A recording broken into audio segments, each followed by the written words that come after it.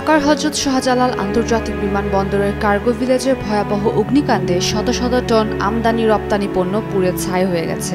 গতকাল শনিবার বেলা 2:30টার দিকে বিমানবন্দরের ৮ নম্বর গেট সংলগ্ন কার্গো ভিলেজে আগুনের সূত্রপাত।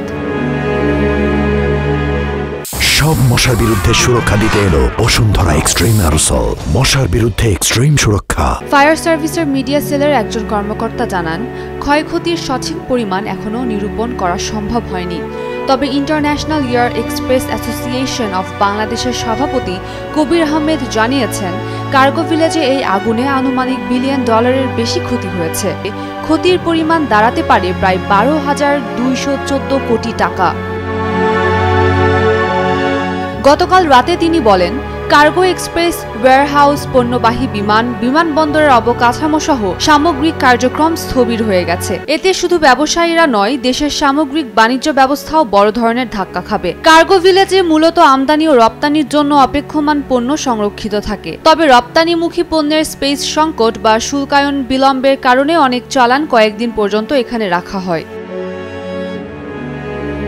আকাশপথে পণ্য পরিবহনকারী RMK গ্রুপের ব্যবস্থাপনা পরিচালক কামরুজ্জামান ইবনে আমিন সোহাইল বলেন, এই ঘটনায় অসংখ্য আমদানিকারকের পণ্য পুড়ে গেছে। আগুন নিয়ন্ত্রণে আসার পরই জানা যাবে কার কার পণ্য ক্ষতিগ্রস্ত হয়েছে।